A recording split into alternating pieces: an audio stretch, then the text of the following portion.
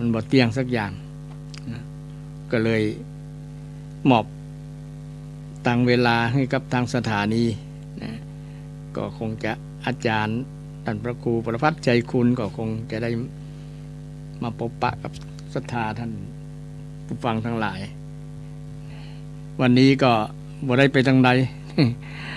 ก็มาพบปะกับศรัทธานะก็คิดเติงหาอยู่นะ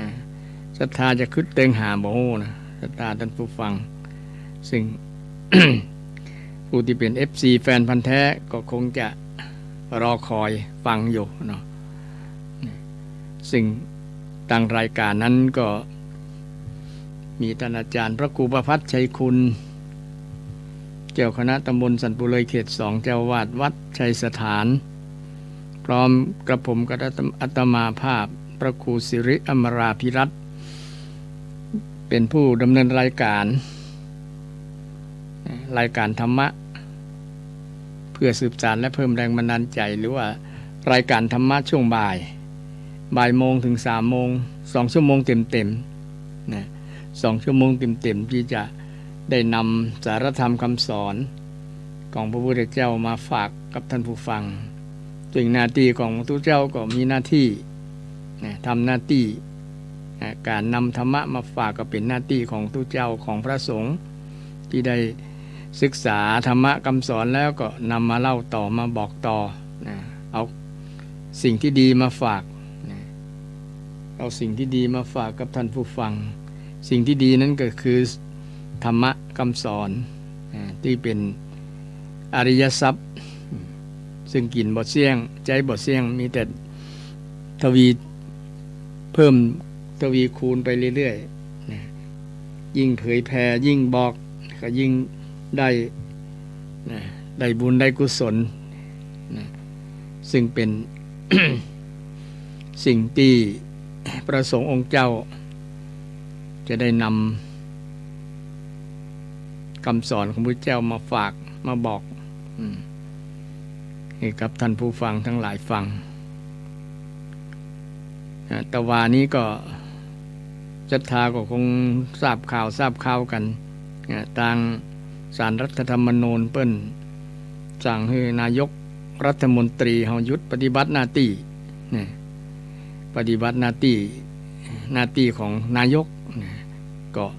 เนี่ยบ่ได้อย่างสักอย่างล่ะ เดี๋ยวนี้ก็จะเถียงกันอยู่ว่าเพิ่นรับตำแหน่ง2 ตำแหน่งเนาะตำแหน่งวัฒนธรรมโดยจะทำหน้าที่ได้ก่อ แต่ก็คงยากลำบากเพราะว่ากฎหมายที่เขียนไว้ก็มันคมยังเสี่ยงต่อที่จะไปปฏิบัติหน้าที่นั้นอยู่แต่ถึงจะได้นั้นศรัทธาพ่อออกแม่ออกถึงแม้ว่านายกจะปฏิบัติหน้าที่บ่ได้แต่ศรัทธาสาธุชนทั้งหลายก็คงทำหน้าที่ต่อโดยเฉพาะอุบาสกบาสิกานี่มีหน้าที่ที่จะปฏิบัติในฐานะเขาเป็นชาวพุทธพระพุทธเจ้าสอนไว้จะได้พ่องเขาจะมาอู้กันในวันนี้ศรัทธาก็ที่เคยได้ฟังแล้วก็เป็นการทบทวนเห็นเนาะว่าหน้าที่ของบาสกบาสิกานั้นมีอย่างพ่องปกติหน้าที่ของคนเราก็มีหลายอย่างหน้าที่ของความเป็นพ่อเป็นแม่หน้าที่ของความเป็นลูกปฏิบัติต่อพ่อแม่จะได้พ่อแม่ปฏิบัติต่อลูกจะได้เนี่ยศรัทธาก็คงได้ฟังบ่อย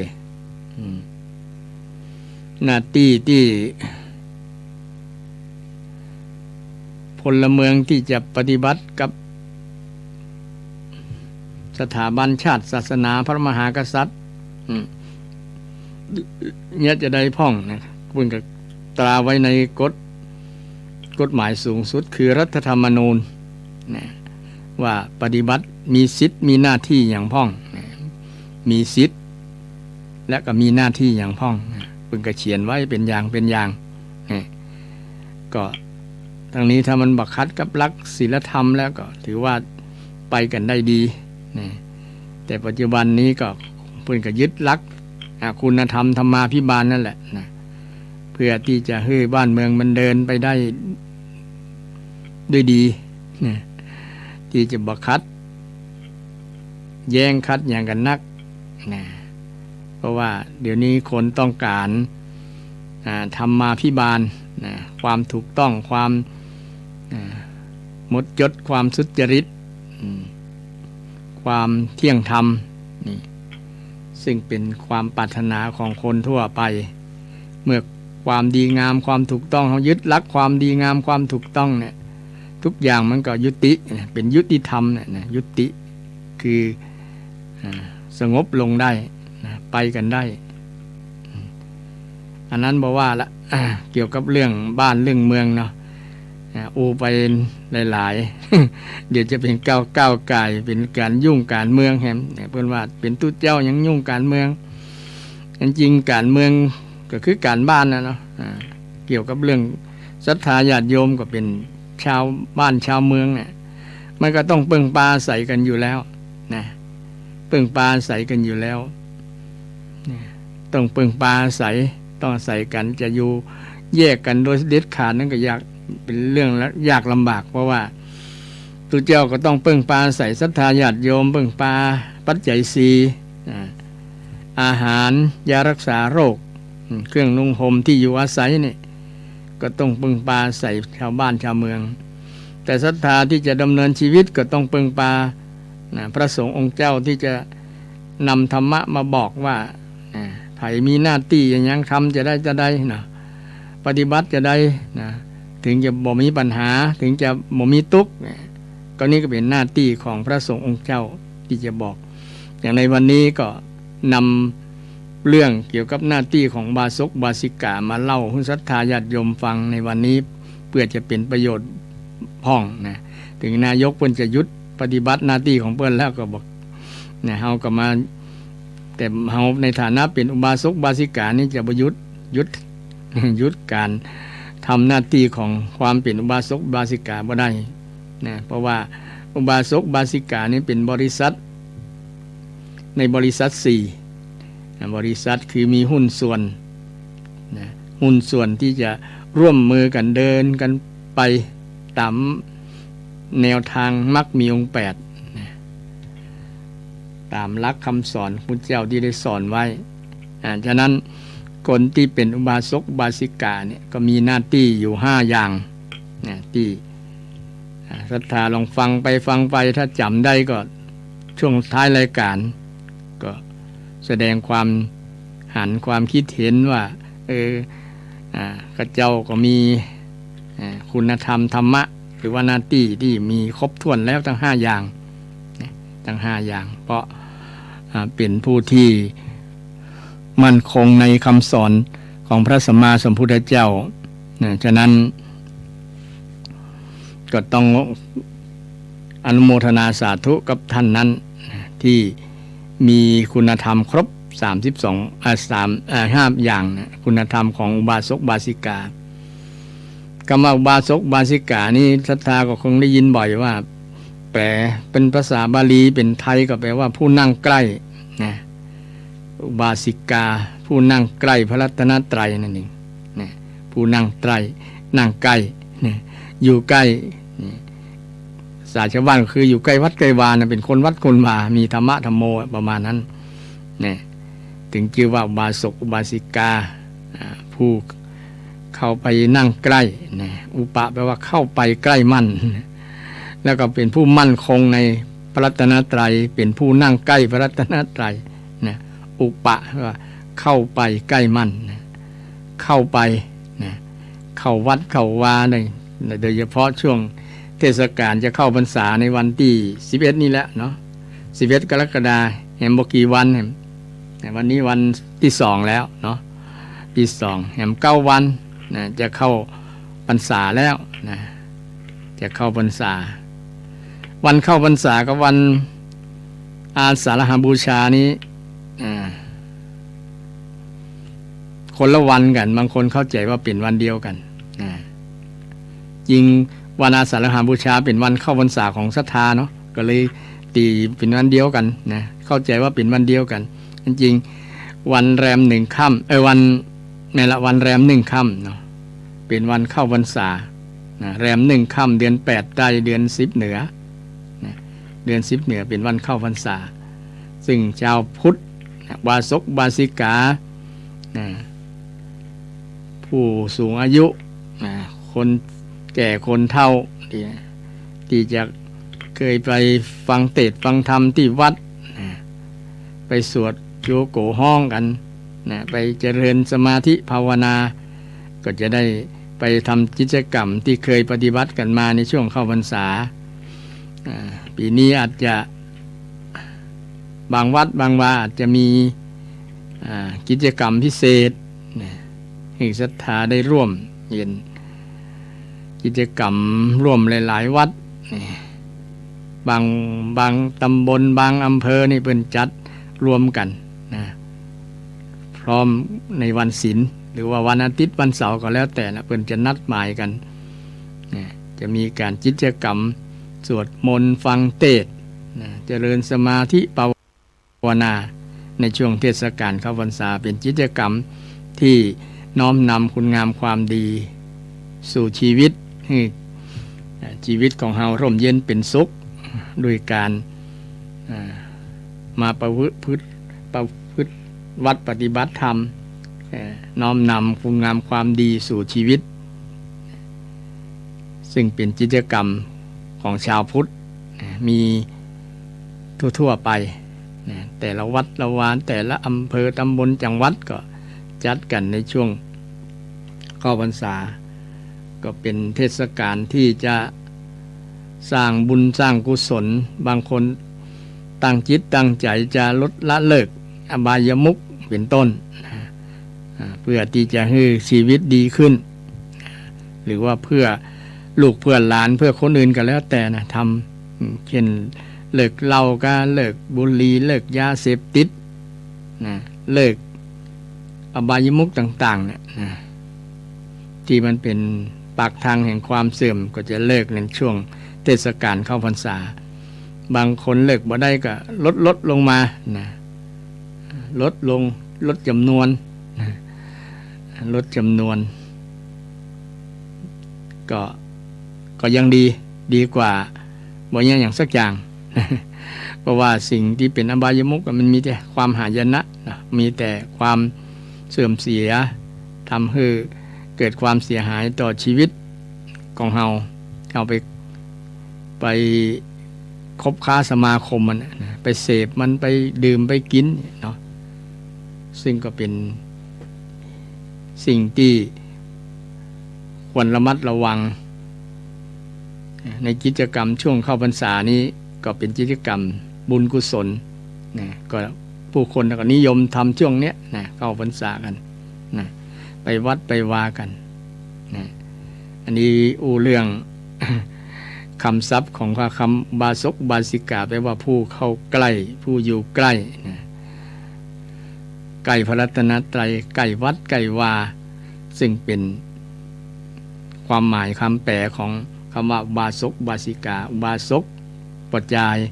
บาสิกาแม่หญิงเป็นแม่หญิงแต่ก็คือคนที่อยู่ใกล้พระรัตนตรัยนั่นเองอยู่ใกล้พระรัตนตรัยอุบาสกบาสิกานี้ต้องทำหน้าที่ของความเป็นชาวพุทธหน้าที่แรกก็คือต้องสำรวจตรวจตามีศรัทธาก่อนถามตัวเก่าคนที่ไปวัดไปวาเนี่ยก็เป็นการวัดศรัทธาอย่างหนึ่งวัดความเชื่อนั่นเองคนที่มีความเชื่อในพระรัตนตรัยเนี่ยมั่นคงตัวใดก็จะใกล้พระพุทธศาสนาด้านก็จะได้ประโยชน์จากการนับถือพระพุทธศาสนา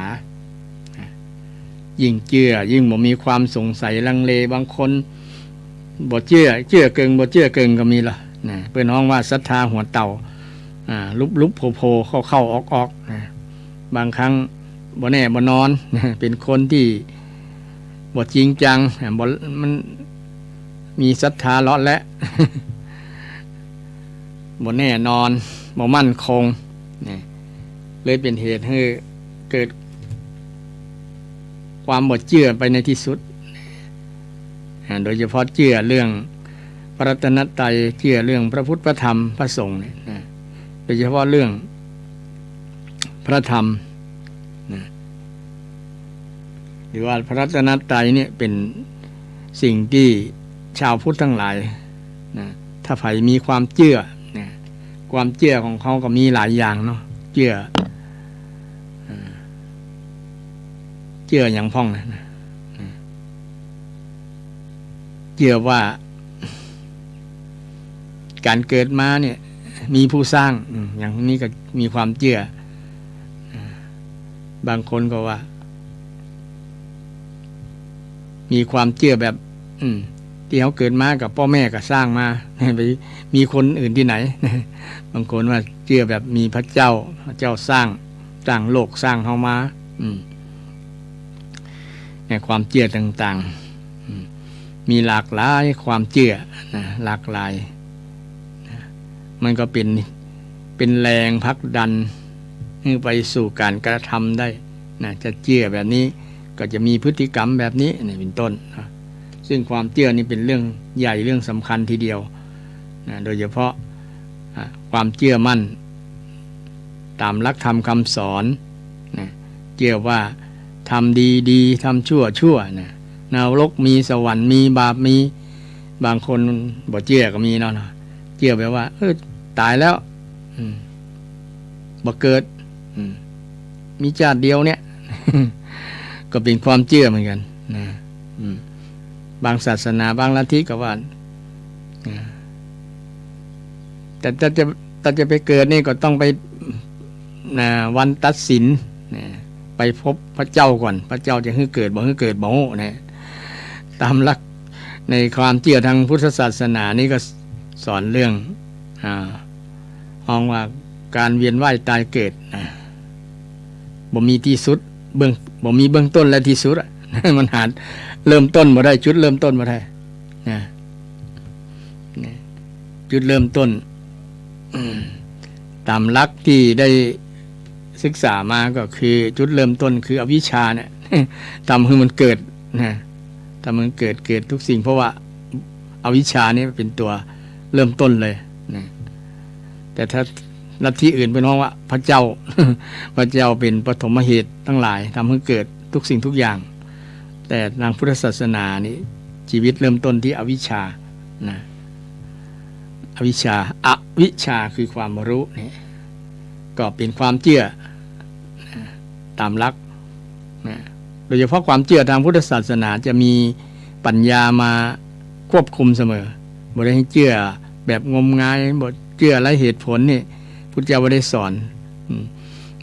ให้เชื่อแบบข่มขู่ถ้าบ่เชื่อนี่จะมีโทษมีอย่างเน้อนะพุทธเจ้าบ่ได้สอนแต่สอนให้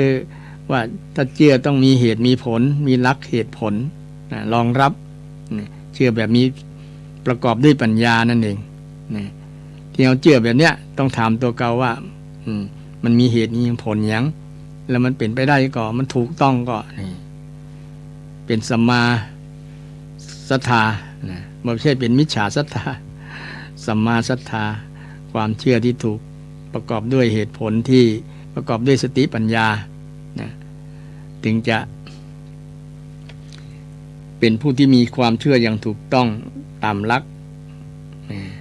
ของบาศกบาสิกาต้องมีความเชื่อเป็นพื้นฐานเป็นอันดับแรกที่เรานับถือพุทธศาสนาเนี่ยก็เพราะว่าเราเชื่อพระพุทธเจ้าเป็นเบื้องต้นก่อนมาพุทธองค์นั้นเป็นผู้เป็นพระอรหันต์เป็นผู้ไกลจากกิเลสเป็นผู้พ้นจากทุกข์ได้สามารถหา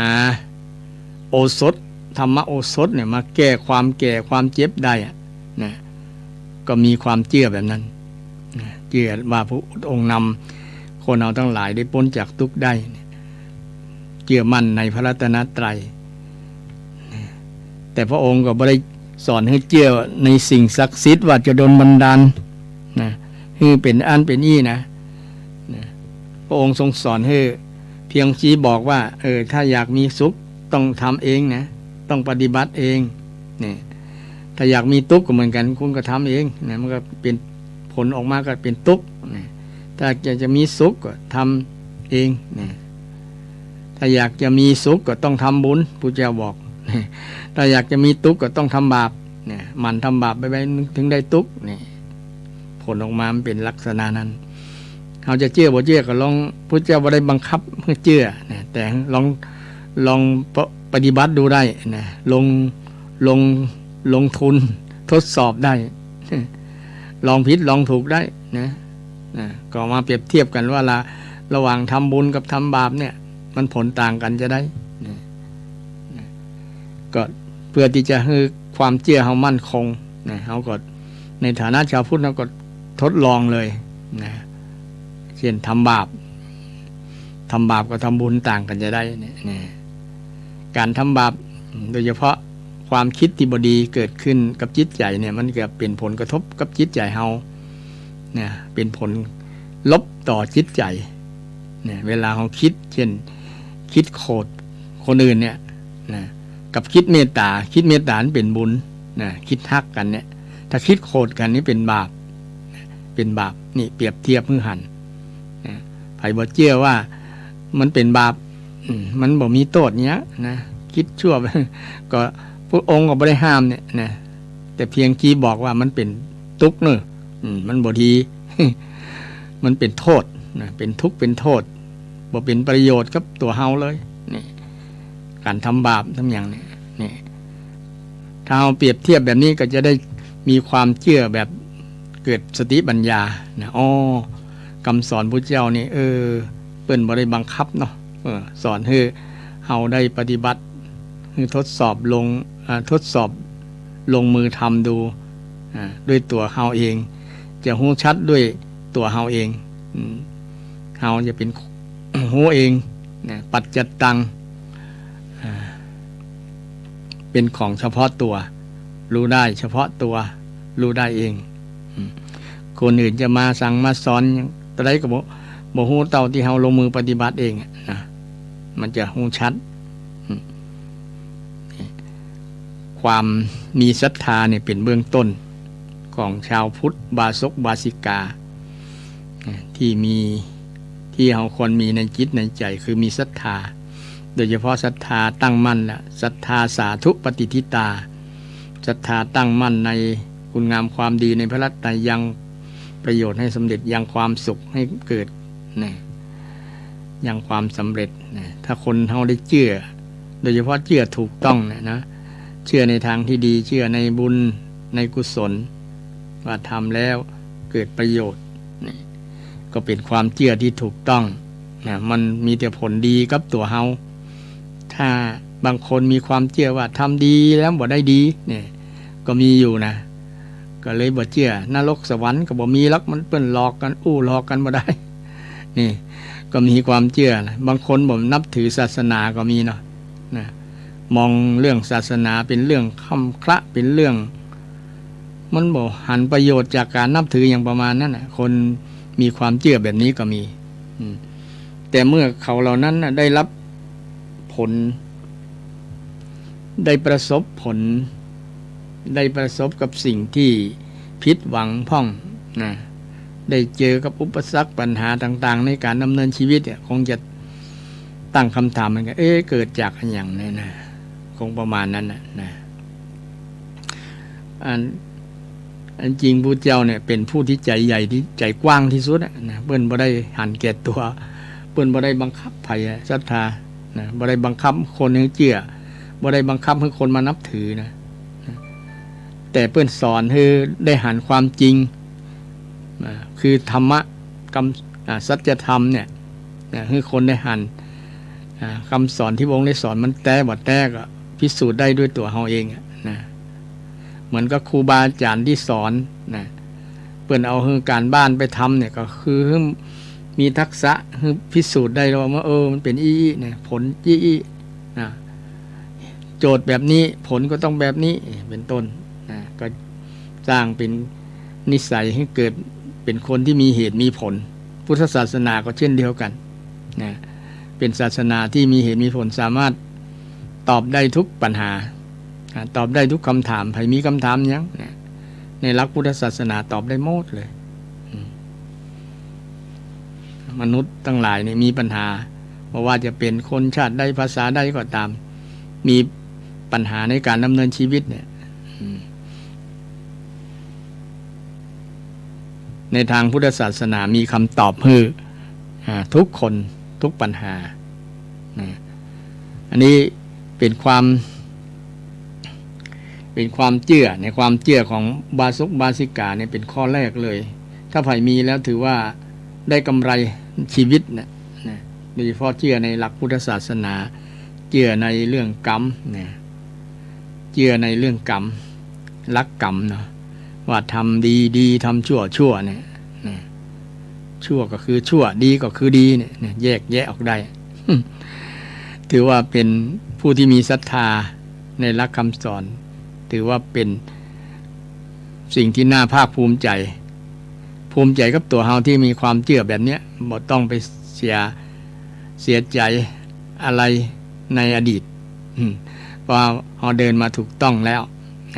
เฮาเดินทางมาถูกต้องมีความเชื่อในหลักพระรัตนตรัยแต่ที่บุคคลว่าตะกี้ว่าคนบางคนบ่มีความเชื่อทางศาสนาบ่มีความเชื่อบ่หันความสำคัญบ่หันประโยชน์ทางศาสนาเนี่ยก็เลยหันหลังฮื้อเนี่ยบ่สนใจหยังนะซึ่งเป็นความเชื่อที่เขามีอยู่ก็ถือว่าเป็นผลของเขาเองได้รับผลของเขาเองถ้าเขามีความเชื่อแบบนั้นนะแต่ความเชื่อบางอย่างมันนำไปสู่ความหายนะเนี่ยเป็นโทษเป็นโทษบ่เป็นประโยชน์ผู้มีปัญญาผู้เป็นบัณฑิตที่มีความรู้ทั้งหลายติเตียนเนี่ยก็ควรพิจารณาว่าที่เพิ่นติเตียนที่เพิ่นตักที่เพิ่นแนะนำที่เพิ่นบอกเพิ่นชี้บอกเฮาก็ควรมองว่าอันนั้นเป็นการชี้ขุมทรัพย์ให้เฮาเช่นชี้ว่านี้บ่ควรบ่เหมาะบ่สมเด้อประมาณนั้นเนาะเพิ่นก็บ่ได้ว่าเอะอะโวยวายห้ามอย่างเดียวนี่ห้ามนั้นบ่ถูกบ่ต้องเนี่ยเป็นเหตุทะเลาะวิวาทกันคนถ้ามีความเจือนปักดิ่งลงแล้วนะมันยากที่จะฟื้นคืนมา ยากที่จะพลิกคืนมาแต่ก็บ่ขวายแต่บ่เกินความสามารถของทุกคนที่จะพัฒนาความเชื่อให้เป็นความเชื่อที่ถูกต้องตามหลักคำสอนที่พระเจ้าได้สอนไว้โดยเฉพาะเชื่อเรื่องกรรมเรื่องการกระทำและเชื่อเรื่องผลกรรมเกี่ยวกับเรื่องกรรมนี่มีเชื่อหลักกรรมแล้วก็ผลของกรรมว่าทำนี้ผลทำอันนี้แล้วจะได้เกิดอันนี้เช่นทำบุญตะกี้ได้ยกตัวอย่างว่าการเมตตาเนี่ยเป็นการทำบุญนี่เป็นหลักกรรมเหมือนกันเจตนาดีปรารถนาดีเนี่ยเป็นเจตนาดีเป็นห้องว่าเป็นบุญแก่จิตใจที่มีเจตนาที่ดีพัฒนาจิตคือมีเมตตาพัฒนาจิตที่มีเมตตาชื่อว่าจิตเป็นบุญแล้วผลออกมาก็จะได้อานิสงส์หลายอย่างได้ประโยชน์หลายอย่างตรงกันข้ามถ้าคนมีความเกลียดชังกันโกรธกันมีแต่โทษหาประโยชน์บ่ได้รับทั้งสองฝ่ายคนโกรธก็จะสุขภาพจิตจะเสียก่อนเพราะว่าก็ระเบิดใส่คนอื่นความโกรธนี่มัน มันเกิดขึ้นแบบน่ากลัวมากเลยถ้ามันเกิดระเบิดขึ้นเนาะระเบิดขึ้นโกรธแล้วมันหน้ามืดตามัวพอบ่หันสิ่งที่ดีงามเนี่ยบางครั้งบ่หันหน้าพ่อหน้าแม่ฆ่าพ่อฆ่าแม่ก็ได้ นั่นโทษของความโกรธเนี่ยนะโทษของความหลงก็เหมือนกันโลภโกรธหลงวะเนี่ยนะจะเป็นผลเสียผลกระทบกับจิตใจคือจิตใจมันเสื่อมคุณภาพ นะจิตใจมันไร้อิสรภาพนะเพราะว่าถูกความโลภโกรธหลงนี่ครอบงำจิตนะเป็นผู้มีอำนาจเหนือกว่าจิตใจเฮานะแต่ถ้าคนได้ทำอยู่กับบุญกับกุศลเนี่ยกุศลจะปกป้องรักษาคนที่มีจิตใจดีงามนะใจบินบุญเนี่ยนะจิตใสจิตใจใสเป็นบุญจิตใจคุณเป็นบาปใจใสเป็นบุญใจคุณเป็นบาปนะการเพิ่นถึงคนแต่ก่อนเพิ่นคือก่อนจะรับก็ดีเนาะหลังจากรับแล้วตื่นแล้วก็ดีเนี่ยเพิ่นจะให้จิตให้อยู่กับสิ่งที่เป็นมงคลเช่นไหว้พระสวดมนต์แผ่เมตตาสิ่งเหล่านี้แหละเป็นสิ่งที่จะให้จิตมันอยู่กับสิ่งที่ดีงามเป็นกุศลเป็นบุญนะเป็นบุญแล้วผลจากการที่เอาจิตไปอยู่เนี่ยนะอยู่ในสิ่งที่ดีงามเนี่ยนะมันก็จะเป็นผลดีกับสุขภาพนะสุขภาพจิตของเรานะถึงวันนี้คนส่วนหลายทีเดียวแหละตีสุขภาพจิตนี้ย่ำแย่นะจะเอาอารมณ์มาตัดสินบ่ใช่เอาปัญญาบ่ใช่เอาเหตุเอาผลเนี่ยบางครั้งนะตัดสินมากระทบกระทั่งกันนะจนถึงสร้างความหายนะให้แก่กันนะเคยเป็นเพื่อนเป็นมิตรกันที่ดีก็ความดีงามทั้งหลายก็หมดไปเพราะอันห้องว่าอันบาปมันมาครอบงำจิตใจครอบงำจิตใจทำให้เสียเปื้อนเสียคนเป็นที่ฮักทั้งที่เราคนเหล่านั้นยังมีชีวิตอยู่นะก็คงจะมีมากินแหนงเมื่อรุ่นว่าโอ้เขาบทน่าทำแบบนี้เลยนะอันนี้เรื่องอุบาสกอุบาสิกาที่มีคุณธรรมข้อแรกที่ว่ามีความเชื่อเนี่ยศรัทธาภาษาบาลีเพื่อนว่าศรัทธาเนี่ยศรัทธาแปลว่าความเชื่อนะทางภาคเหนือล้านนาของเฮาเนี่ยเวลาเพื่อนจะห้องชื่อไผ่เพื่อนเอาคำว่าศรัทธาไป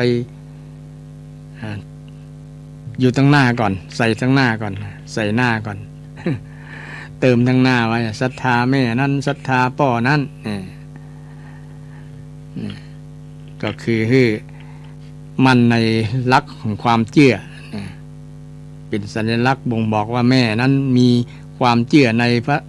รัตนตรัยในพระพุทธพระธรรมพระสงฆ์จึงชื่อว่าศรัทธามีความเชื่อที่ดีงามใครมีความเชื่อในพระรัตนตรัยเชื่อในพระพุทธเจ้าว่าพระพุทธเจ้านี้มีจริง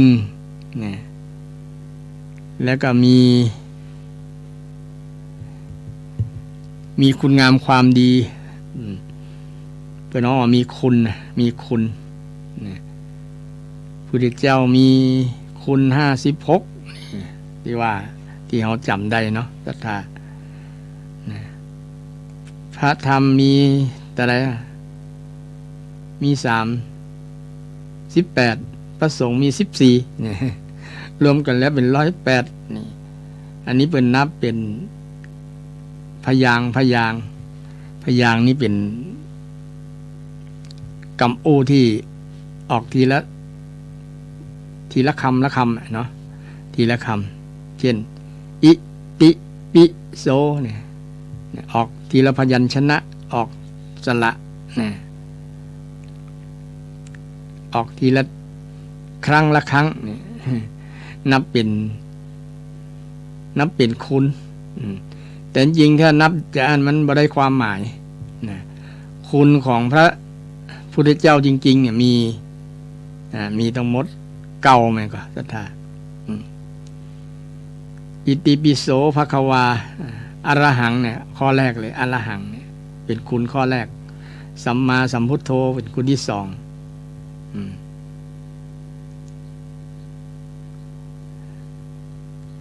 อ อิติปิโสภควาอะระหังสัมมาสัมพุทโธวิชชาจารณะสัมปันโนคุณข้อที่ 3สุขโตเป็นคุณที่ 4นะ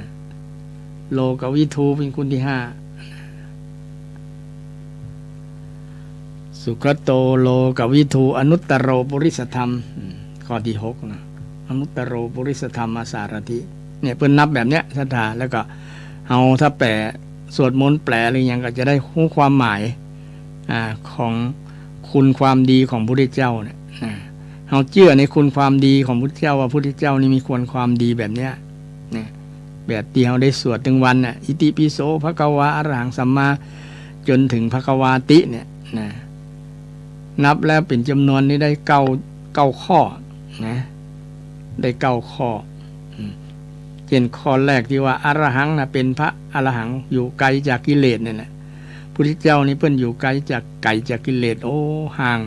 โอ้โหว่ากี่ไมล์กี่นั่นแหละนะกิเลสมันมาใกล้แล้วมันห่างไกลเหลือเกินคนเราฝากจักรวาลนะ มันมีโอกาสที่จะมาใกล้พุทธเจ้านะแล้วถึงจะมาใกล้นะพระองค์ก็บอกให้ใกล้ไล่ตะเพิด หรือว่า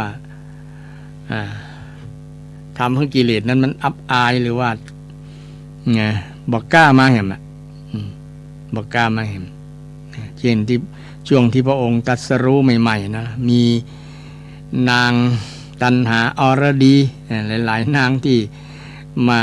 พิสูจน์ว่าพระองค์บรรลุธรรมแต่ก่อประมาณนั้นจะยั่วให้พระองค์ได้ปิกคืนมาแหมแต่พระองค์ไม่ได้ปิกแล้วอยู่ไกล กิเลสบ่เกิดในใจพระองค์แล้วความราคะโทสะโมหะทั้งหลายเนี่ยบ่เกิดขึ้นในจิตใจของพระองค์ในหฤทัยของพระองค์จึงชื่อว่าอรหันต์เป็นผู้อยู่ไกลจากกิเลสหรือแปลอย่างหนึ่งอรหันต์นี่แปลว่าผู้ไม่มีความลับนะศรัทธานะอะละอะแปลว่าละหะละโหเนี่ยที่ลับสิ่งที่ลี้ลับอะปฏิเสธนะอะแปลว่าไม่นะไม่มีที่ลับไม่มีความลับพระองค์บ่มีความลับกับไผนะกายวาจาใจนี่พระองค์บริสุทธิ์บ่มีลับลมคมในบ่มีอย่างซ่อนเล่นนะปิดบังไว้นะเปิดเผยหมดนะบ่มีความลับกับศรัทธาญาติโยมบ่มีความลับกับบาสุกบาสิกานะบริษัททั้ง4นี้พระองค์บ่ได้มีความลับจึงว่าพระอรหันต์ผู้ไม่มีความลับแต่ พระอริยบุคคลทุกพระองค์จะบ่มีความลับนอกจากพระที่ยังบ่บรรลุพระอรหันต์อาจจะมีความลับบางอย่างพ่องนะบางอย่างหรือปุถุชนธรรมดาเนี่ย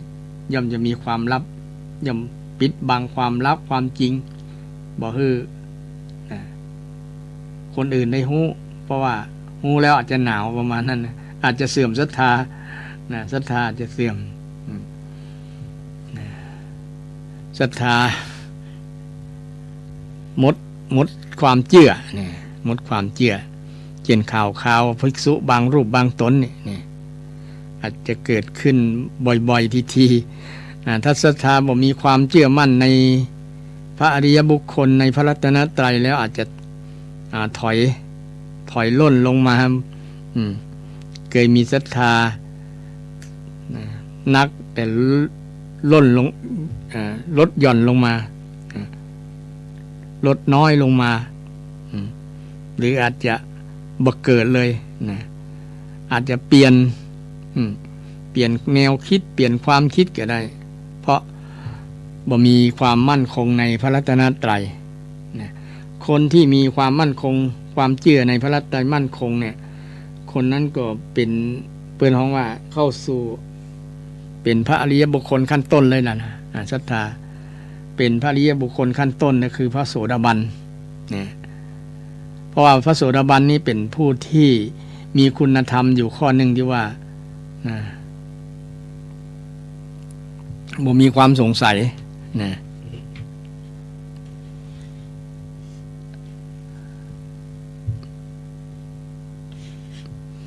บ่มีความสงสัยบ่มีความลังเลในพระรัตนตรัยนะคนที่ประพฤติปฏิบัติถึงขั้นเป็นพระอริยบุคคลขั้นแรกคือโสดาบันนะโดยเฉพาะเป็นไผก็ได้เป็นคนชาวบ้านเป็นพระสงฆ์องค์เจ้านะก็สามารถบรรลุอริยบุคคลได้นะตั้งแต่ขั้นโสดาบันสกทาคามีอนาคามีเนี่ยสามารถบรรลุได้นะแต่คนที่เป็นฆราวาสถ้าบรรลุพระอริยบุคคลขั้นสูงสุดคือขั้นพระอรหันต์แล้วเนี่ยจะอยู่ในเพศบรรพชิตมันอยู่ลำบากต้องบวชภายใน7 วันแต่มหันแล้วคือมันจะอยู่ในคาบของความเป็นฆราวาสเนี่ยมันบ่เปิงนั่นเองมันอยู่ไม่ได้ที่มีบางคนว่าถ้าไผ่บรรลุพระอรหันต์แล้วในคาบของคนบ้านเนี่ยจะตายภายใน7 วันเพราะว่าธาตุขันธ์ของพระอรหันต์เนี่ยมัน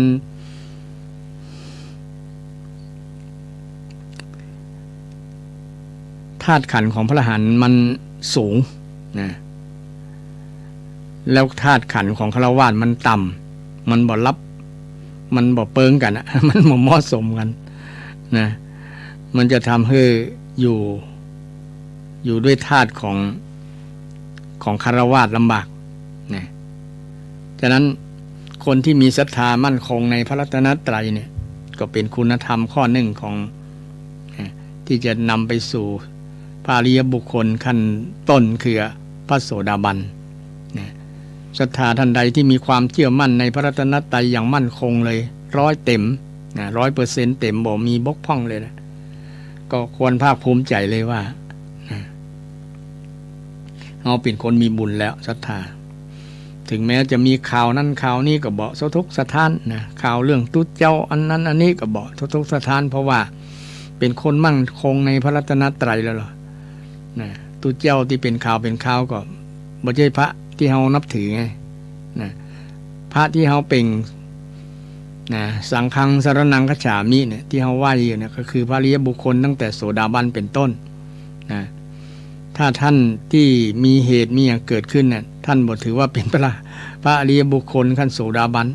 นะถ้าเรารู้จักแยกแยะรู้จักแยกระหว่างพระ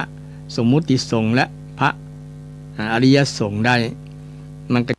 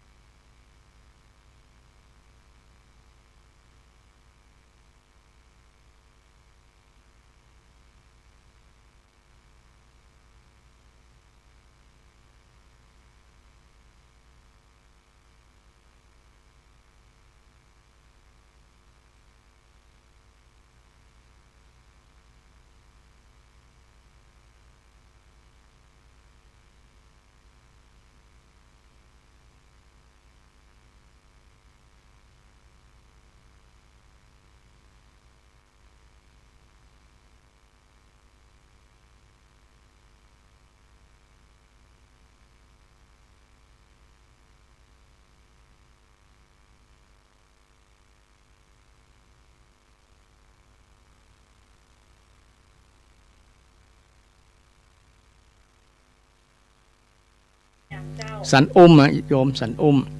อ๋อวัดสันอุ้มแม่นแม่นเคยไปก่อนสันอุ้มดอยสะเก็ดสันอุ้มดอยสะเก็ดเจ้าแต่ก่อนเคยอยู่หน้าคุรุสะพานโรงงานเยี่ยงคานะเจ้าอ๋อคุรุสะพานพูดจักดีเจริญพรเจริญพรเจ้าเมื่อสมัยอายุสาวป่ายนะเจ้าอ๋อ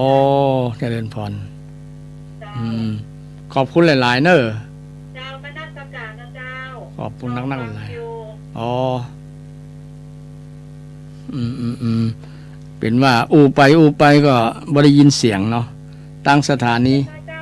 ฮะเนาะเจริญพรรอฟังเจ้ามานักการนะเจ้าเจริญพรสาธุเจ้า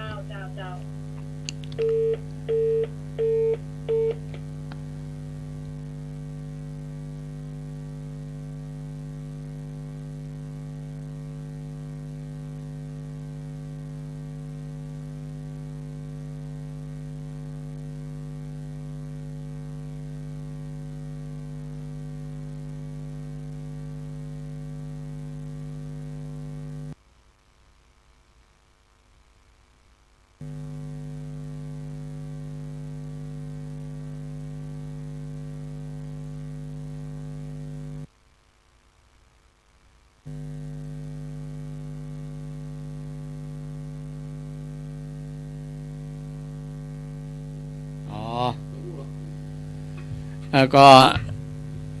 เงียบไปสักคู่หนึ่งเพราะว่าเป็น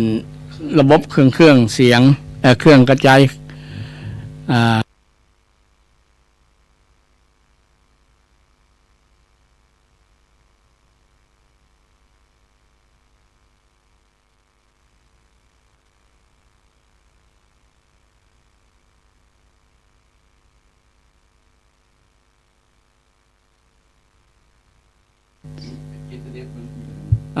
อาจจะมี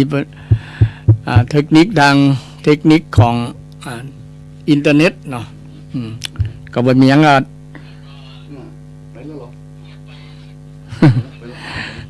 ก็มาอู้ต่อเรื่องเกี่ยวกับเรื่องคุณธรรมของบาสิกาวันนี้เพราะว่าต่างรายการจะนำเรื่องหน้าที่ของบาสิกา5ประการนะยังอู้ได้เพียงประการเดียวอยู่นะคือความเชื่อใครมีความเชื่อในพระรัตนตรัยเนี่ยจะเป็นคนที่ถือว่าเป็นคุณสมบัติที่ข้อแรกของบาสิกาที่จะนำพาชีวิตศรัทธาญาติโยมดำเนินไปอย่างราบรื่นอย่างดีงามเพราะว่าถ้าเรามีความเชื่อที่ถูกต้องแล้วนะวิถีชีวิตของเราก็จะดำเนินตามไปตามความเชื่อที่เรามีนั้นนะก็จะเป็นประโยชน์กับตัวเราโดยเฉพาะเชื่อในพระรัตนตรัยเชื่อในพระพุทธพระธรรมพระสงฆ์ก็จะเป็นคุณประโยชน์กับตัวเราเองนะเพราะว่าพระรัตนตรัยนั้นเป็นที่พึ่งของคนไม่ใช่เฉพาะชาวพุทธของคนทั่วโลกเลยถ้าหากว่าเปิดใจกว้างยอมรับคำสอนที่พระองค์ได้สอนไว้มันเป็นสากลบ่ได้สงวนลิขสิทธิ์ว่าคำสอนนี้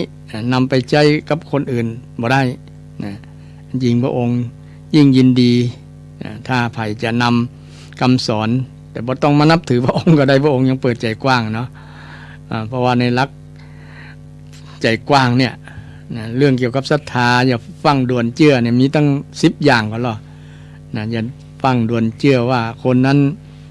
เล่าต่อกันมาทำต่อสืบกันมา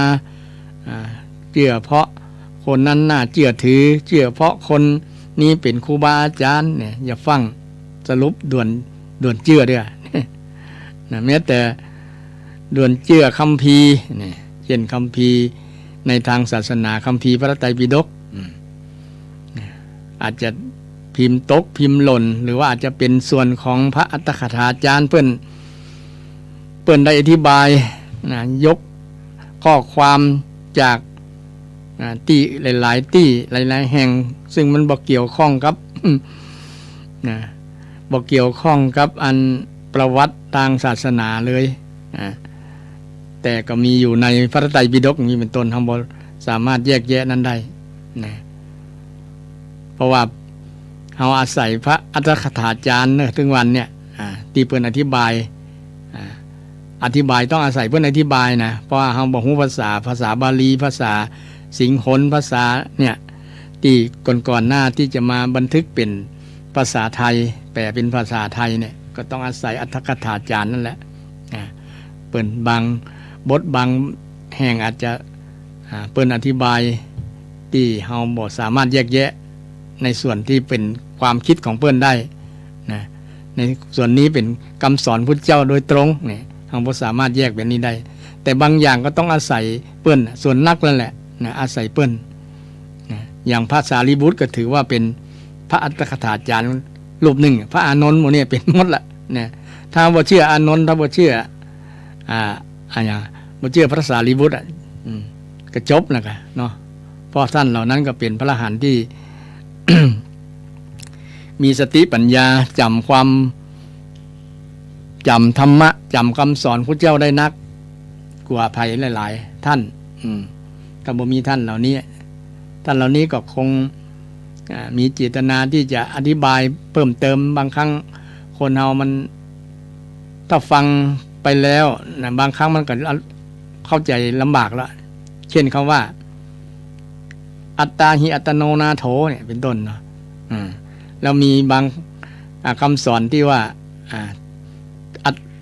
อนัตตาความไม่ใช่ตนไม่มีตนเนี่ยมันแย้งกันมันก็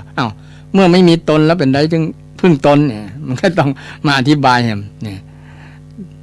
มาอธิบายด้วยพระอัตถกถาหรือว่าคำคาถาบางอย่างมันก็มีความ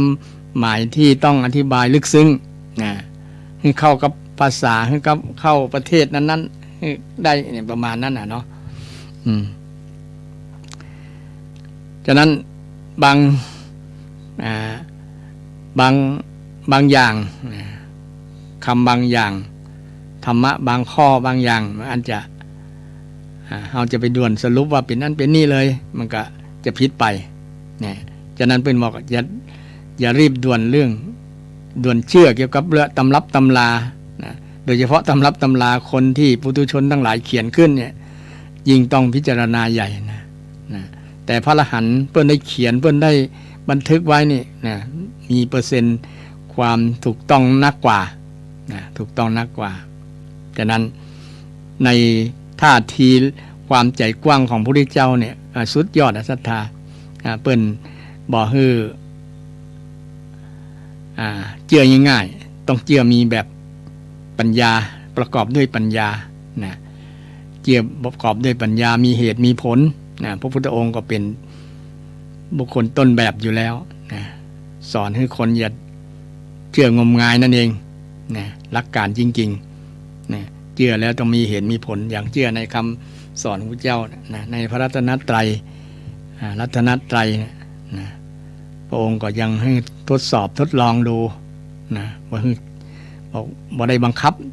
บ่ได้บังคับเนี่ยเป็นท่าทีที่สุดยอดศรัทธา สุดยอดบ่มีที่ไหนนะเพราะว่ามีบางลัทธิอย่างเปิ้นห้ามถามก่อนหรอห้ามถามก่อนอย่าถามไปหยัง ประมาณนั้นคนก็เลยยุติบ่กล้าถามเนาะถ้าถามไปแล้วจะผิดผิด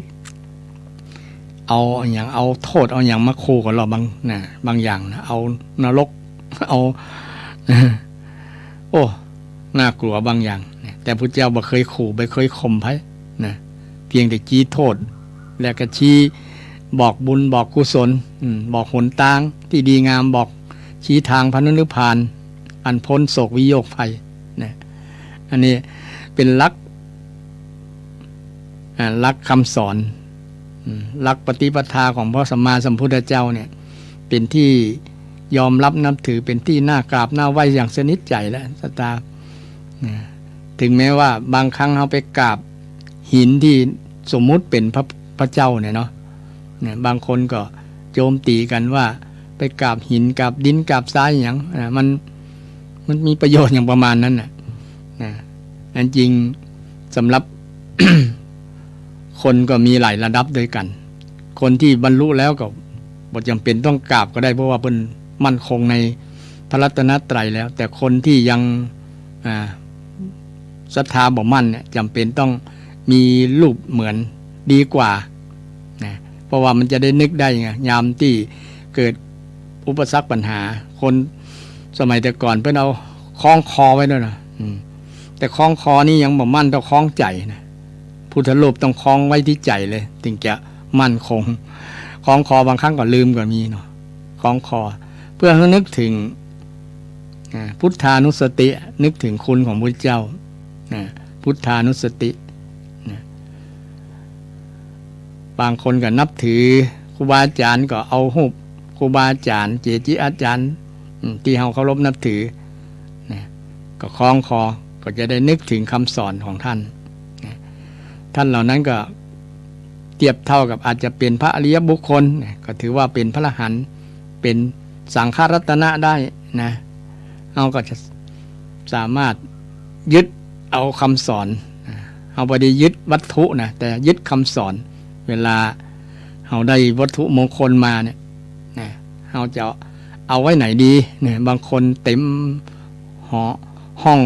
พระเนาะห้องพระแปลงห้องจัดใหญ่ไปงานนั้นงานนี้นะครูบาอาจารย์พระสงฆ์องค์เจ้าเพิ่นก็มอบที่ระลึกเนี่ยเป็นวัตถุมงคลเนี่ยก็ได้นำมาไว้นะแต่เราจะไว้ที่ไหนก็ตาม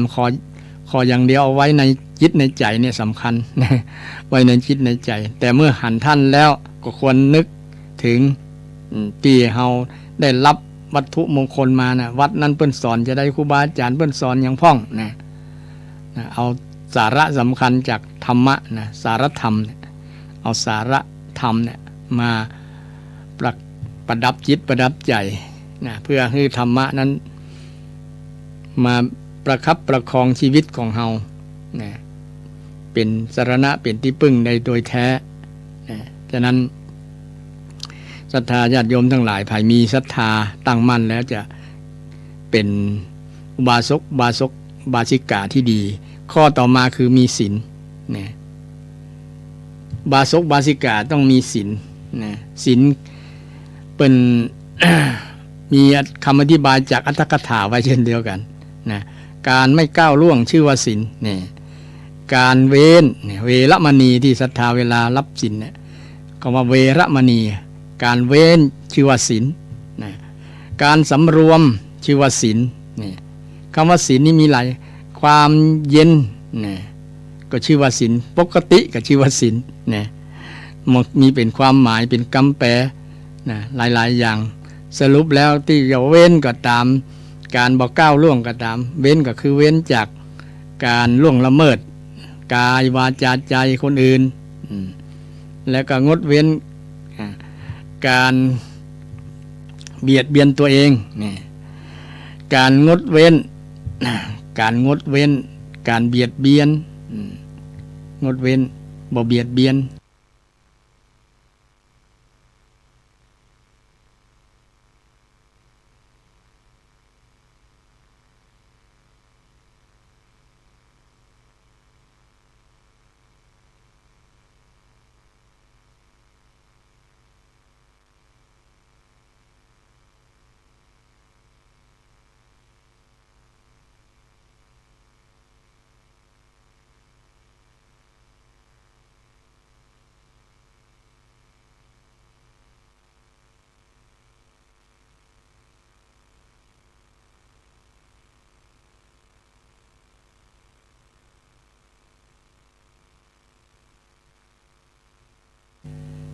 เป็นมหาทานมหาแปลว่าใหญ่นะทานอันใหญ่เราได้ทานชีวิตคือแก่ทรัพย์สิ่งทรัพย์สัตว์ทั้งหลายที่เกิดมาเพื่อนร่วมโลกเนี่ยถือว่าเป็นการฮืออย่างยิ่งใหญ่เลยนะฮือชีวิตนะเช่นมีประเพณีปล่อยสัตว์ปล่อยปลานี่ก็คือการฮือชีวิตเนี่ยบ่เอามาฆ่ามาแกงนี่เป็นต้นนะบ่ไปละเมิดนะบ่ไปละเมิดสิ่งที่เป็นทรัพย์สินเงินทองที่มีเจ้าของนะเพราะว่าเขาหามาด้วยความลำบาก เก็บไว้เมียนไว้ก็ยังมีคนไปลักไปขโมยอยู่ เขาก็คงจะชอกช้ำนะเขาทำงานด้วยหยาดเหงื่อแรงงานตัวเก่าเขาอยากมีก็ต้องทำงานเหมือนเปิ้นต้องขยันถึงจะได้เงินได้ทองอยากมีเงินต้องทำงานจึงผ่านพบอยากเรียนจบต้องขยันหมั่นศึกษาอยากมีรักก็ต้องฝักใฝ่เวียนไปมานะเนาะอยากทำงานอยากมีเงินก็ต้องทำงานยิ่งปัจจุบันเนี่ยเศรษฐกิจซบเซาเศรษฐกิจโลกเศรษฐกิจในประเทศในบ้านเนี่ยก็ต้องยึดหลักทำคำสอนของพระเจ้าว่าเราจะมีเราจะนำธรรมะข้อไหนไปใช้เช่นเศรษฐกิจบ่ดีเนี่ยเนาะก็มีคำสอนในหลักพุทธศาสนาหมดแหละญาติโยมแก้ปัญหาได้เช่นอยากจะรวยเนี่ยนะอยากจะทำงานรวยก็ต้องมีเปิ้นว่าถ้ามันท่องคาถาเศรษฐีอุอากาสะนี่อุนะอุทธานัตถาอุทธานะสัมปทาถึงพร้อมด้วยความหมั่นนะอารักขสัมปทาถึงพร้อมด้วยการบริหารเงินนะรักษาไว้นะกัลยาณมิตรตาการมีเพื่อนที่ดีกัลยาณมิตรนี่ก็เป็นสิ่งสำคัญที่จะนำชีวิตให้มีประสบผลสำเร็จต้องเลือกคบคนคบกัลยาณมิตรแล้วก็ใช้ชีวิตแบบพอดีพอเพียงสมะชีวิตตาใช้ชีวิตดีงามนะสมะตัวนี้นะสมะชีวิตตาหรือว่าเสมอสม่ำเสมอนะหรือว่าดีก็ได้นะสั่งพร้อมกับดีนะมีการเป็นอยู่ที่ดีงามเนี่ยสม่ำเสมอนะดีงามการมีชีวิตที่ดีงามเนี่ยการมีชีวิตที่ดีงามนี่หลักเศรษฐีนะศรัทธาหลักเศรษฐีหนึ่งขย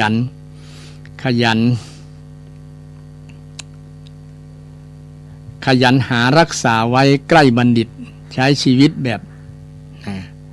บพอดีพองามนะใช้ชีวิตเกินตัวก็ลำบากนะเงินก็จะรายรับก็จะเกิน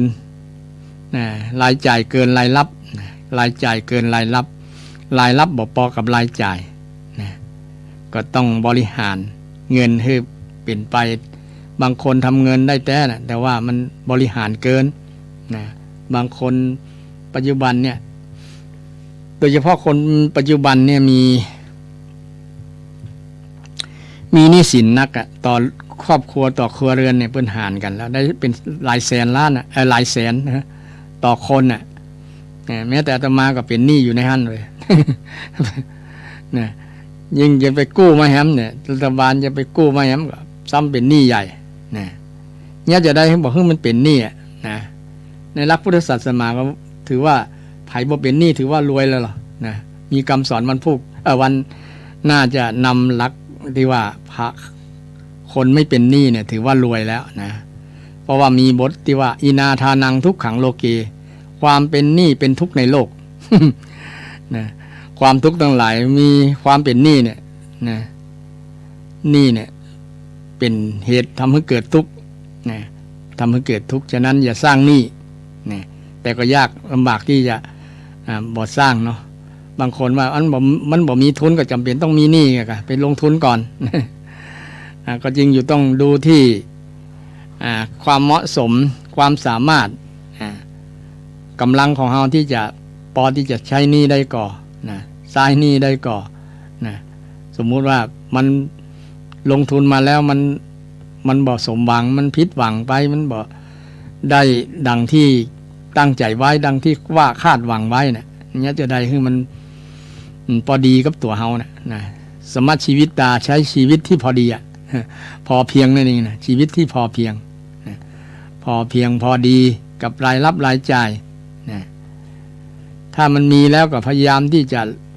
ลดหนี้ตัวเก่านะก็คือพยายามอดออมนะกินก็อยากไปกินเหมือนเปิ้ลนะบางคนเห็นเปิ้ลรวยๆเปิ้ลกินนั่นกินนี่ราคาแปลงเป็นคาบแล้วเป็นหมื่นนี้เป็นต้นนะจะไปเอาแบบเปิ้ลได้ยังไงเนาะเพราะเงินเดือนเขาแค่10,000ไป20,000มันก็ ครั้งเดียวกับหมดอะค่ะ เราต้องลดค่าใช้จ่ายที่มันจะใช้ที่มันจะสิ้นจะเปลืองที่มันบ่จำเป็นออกเพื่อมันกระชับรายจ่ายอย่างอื่นที่ยังเป็นหนี้อยู่นะคือมันหมดมันเสี่ยงก่อนถ้าหมดหนี้มันเบาแล้วก็เราจะลืมตาอ้า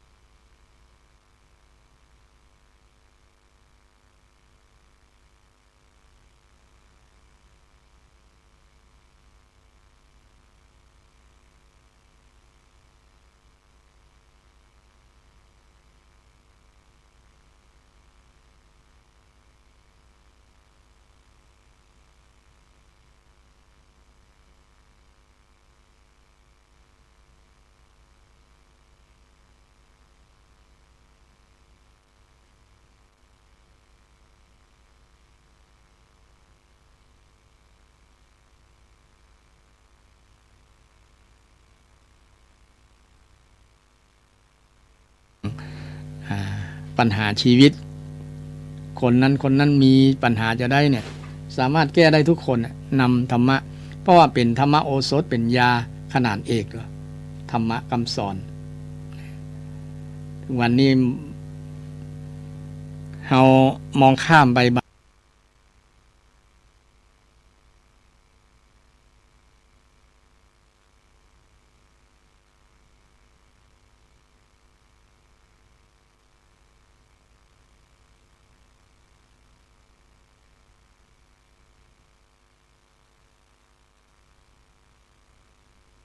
ก็คำตอบหรือว่า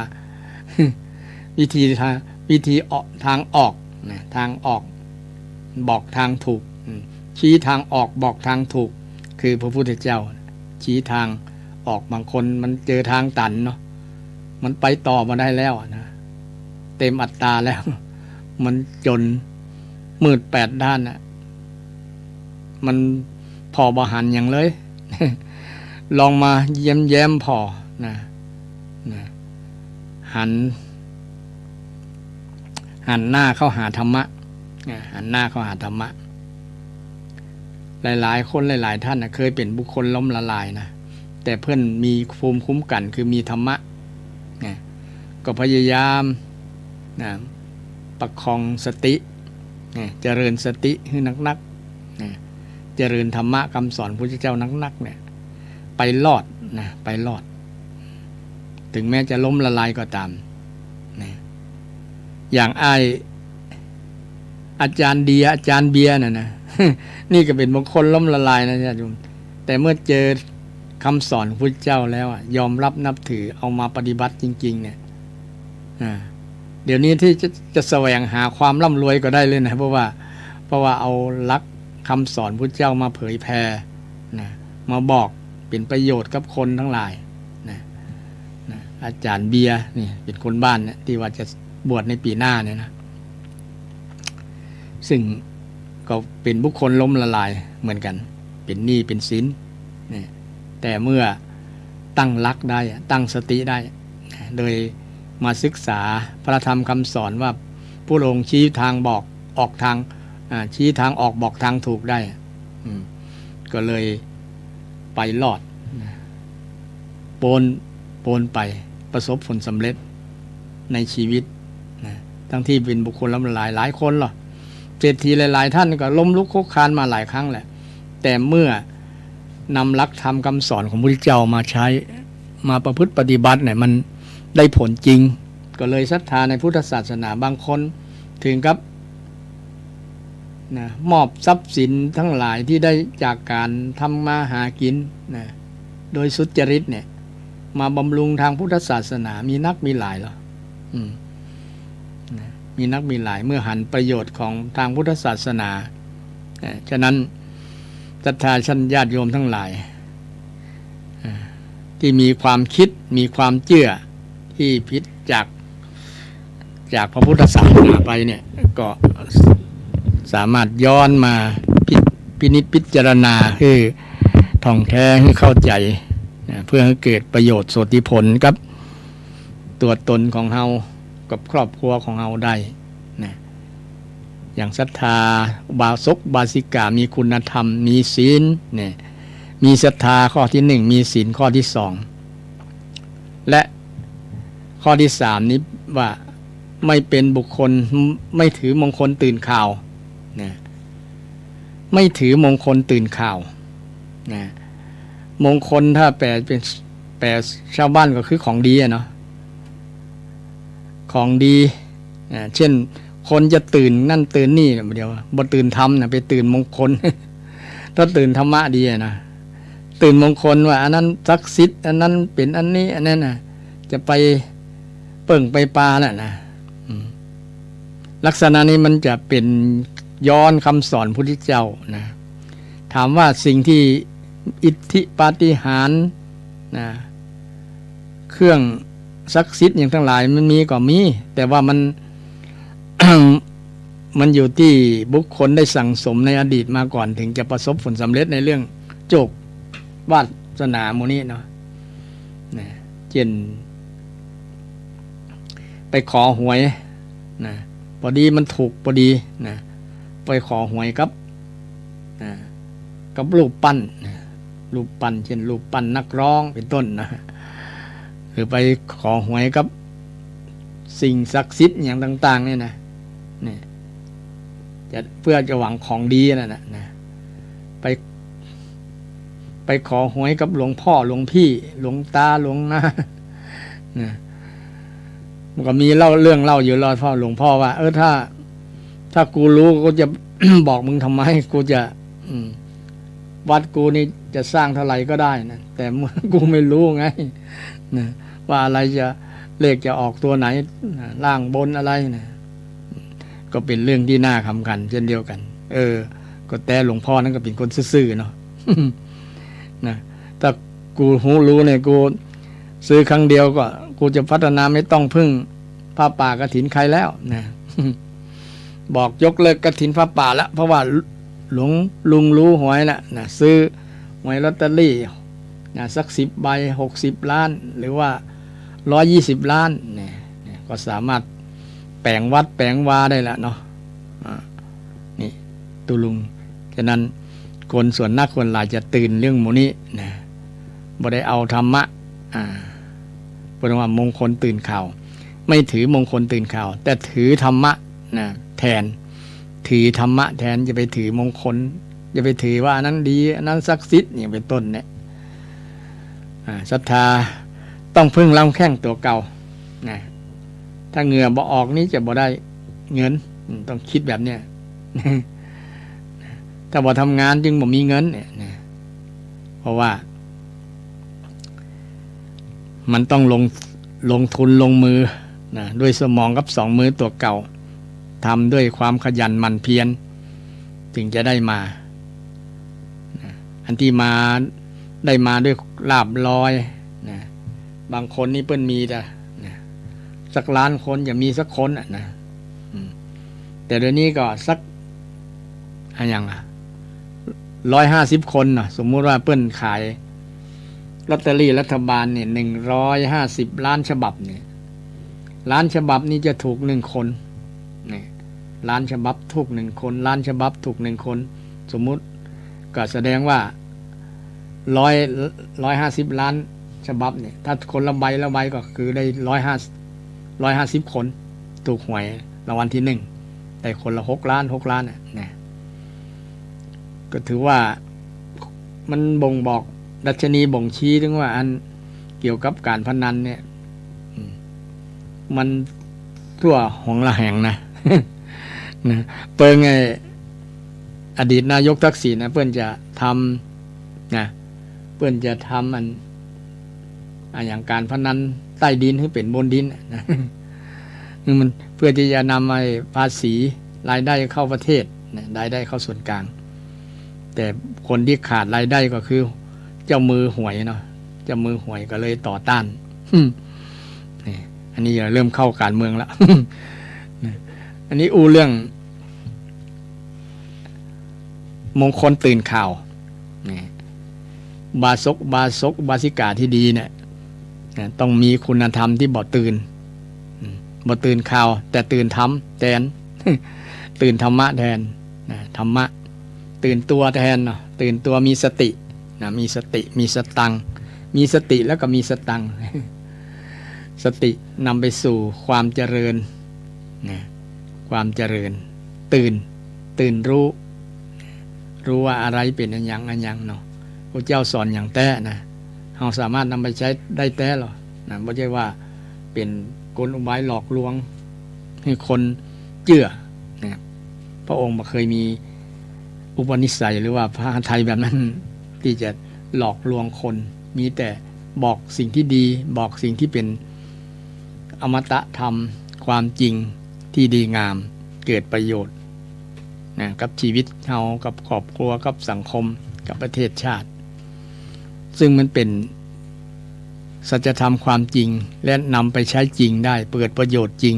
นะใช้เดี๋ยวนี้ได้เดี๋ยวนี้นะมันเป็นคุณธรรมที่สามารถพิสูจน์ได้ท่านผู้ฟังทั้งหลายนะฉะนั้นในฐานะเขาเป็นบาสิกาก็ควรที่จะบ่ตื่นตูมแต่ตื่นตัวนะตื่นธรรมนะตื่นทัวแทนนะเช่นช่วงหนึ่งที่เพิ่นคนตื่นนะตื่นเรื่องมงคลเรื่องอย่างวัตถุมงคลเนี่ยนะวัตถุมงคลเช่น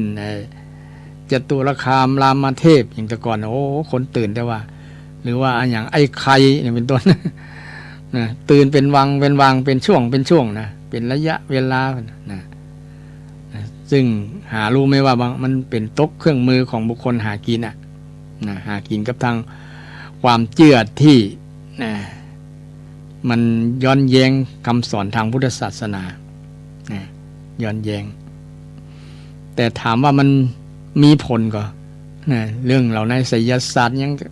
มันก็มีอยู่มีเล็กน้อยนะมันมีศาสตร์พวกนี้นะมันมีแต่มันมีสำหรับคนที่ใช้ถูกต้องนะใช้ถูกต้องไม่ใช่ว่าหลอกลวงใช้หลอกลวงใช้ในทางที่เป็นอบายมันบ่ถูกต้องข้อต่อมาข้อที่สี่แสวงบุญในพุทธศาสนาแสวงบุญในพุทธศาสนาอันนี้เป็นคุณธรรมของบาสิกาศาสนาอื่นเพิ่นจะแสวงบุญต่างกันเนาะเช่นศาสนาคริสต์นะเพิ่นก็ไปอ้อนวอนกับพระเจ้าไปสารภาพบาปกับบาทหลวงกับผู้นำศาสนาเนี่ยก็เพิ่นไปแสวงบุญไปรับศีลอย่างศีลจุมศีลอย่างไรนะในทาง ศาสนาอิสลามเพิ่นก็ไปอย่างไปละหมาดนะวันศุกร์ไปละหมาดเป็น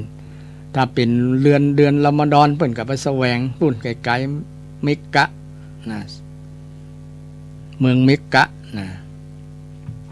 คนเป็นล้านคนนะไปแวดหินดำๆนะบางคนก็มีความเชื่อเอาบ่หินนี่ไปโจงใส่จะได้เป็นมงคลอย่างประมาณนั้นคล้ายๆถือมงคลตื่นข่าวนั่นแหละนะแต่เป็นความเชื่อของเพื่อนอันนี้ก็บ่ว่ากันเนาะอะไรเป็นวิธีแสวงบุญเพื่อนถ้าฮินดู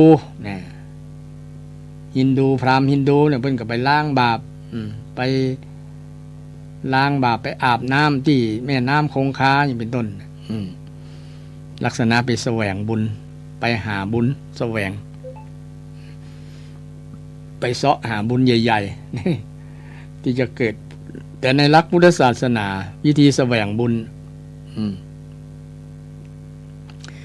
บ่ต้องไปไกลอยู่ที่ใกล้ตัวเฮานี่แหละเฮาก็ทำถึงวันแต่ว่าเฮาบ่ฮู้บ่ได้การแสวงบุญในรูปลักษณ์ที่เฮาหันเจียๆก็เช่นไปเข้าวัดปฏิบัติธรรมนี่ไปเข้าคอร์สนั่นเข้าคอร์สนี่เนี่ย ในความหมายที่จะไปแสวงบุญนะแต่จริงแสวงอยู่บ้านนี่ก็ได้นั่งอยู่บ้านก็ได้บุญนะบ่ต้องไปเสาะไก่นะบ่ต้องไปแสวงไก่นะอยู่บ้านนี้ก็ได้บุญอยู่บ้านนี้ก็ได้บุญบ่ต้องเสี่ยงตังก็ได้นะการที่จะแสวงบุญทางพุทธศาสนานี่ง่ายนะบ่ต้องไปสารภาพบาปบ่ต้องไปอ้อนวอนกับพระเจ้าพระพุทธเจ้าแต่ทำด้วยตัวของเฮาเองลงมือที่ตัวที่กายวาจาใจเฮานะจะเป็นบุญอย่างที่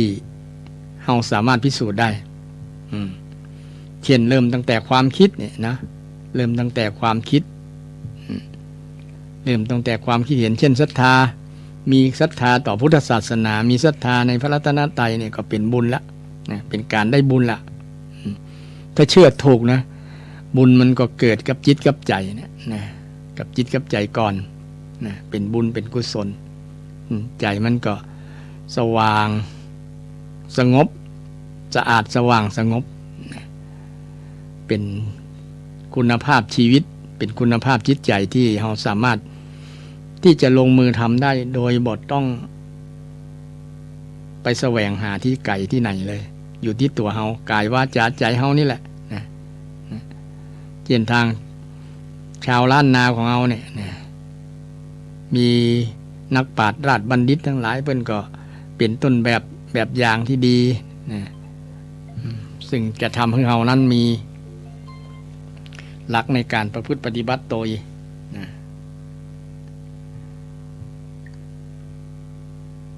ฉะนั้นการแสวงหาบุญเนี่ยในทางพุทธศาสนาหลักการใหญ่ๆก็คือ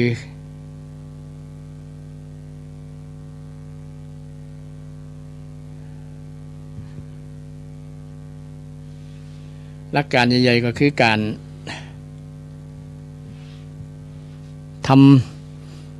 ทำบุญด้วยการสองทำบุญด้วยการรักษากายวาจาสามทำบุญด้วยการพัฒนาจิตใจนี่สามอย่างใหญ่ๆนี่แหละมันได้บุญครบวงจรเลยนะครบสมบูรณ์บ่ต้องได้เสี่ยงสตางค์สักบาทก็ได้นี่บางคนอาจจะมีข้อโต้แย้งว่าอ้าวการให้ทานบ่ต้องได้เสี่ยงสตางค์ได้จะได้มีเดี๋ยวจะอธิบายให้ฟังเนาะนะเพราะว่าการฮื้อนี่มีฮื้อหลายอย่างหรอนี่มีฮื้อหลายอย่างดังที่ได้อธิบายเบื้องต้นในรายการซึ่งเป็น การฮื้อที่บ่ต้องเสี่ยงสตางค์แต่ส่วนหลายที่เฮาเข้าใจในการฮื้อนี่ต้องได้เสี่ยงสตางค์เช่นไปถวายสังฆทานกับพระสงฆ์นี่ต้องได้ไปซื้อสังฆทานแล้วนะต้องได้ใส่ซองละ นะก็เลยมีความเข้าใจว่าการฮื้อทานนี่ต้องเสี่ยงสตางค์นี่แต่ส่วนที่เป็นจะเสี่ยงสตางค์เสี่ยงอื่นนั้นก็คือเป็นเรื่องของวัตถุเนาะอันนี้ต้องได้เสี่ยงเลยล่ะนะเช่นเราจะฮื้อข้าวฮื้อน้ำฮื้อที่อยู่อาศัยอย่างต้องก็เป็นปัจจัยสำคัญในการดำรงชีวิตนี่ก็ต้องได้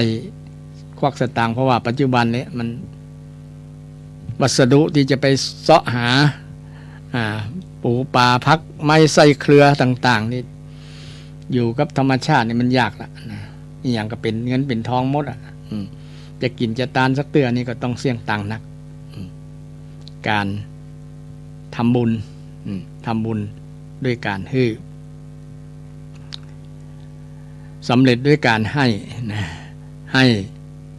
ห้วัตถุเรื่องชื่อว่าอามิสทานนะการให้สิ่งของ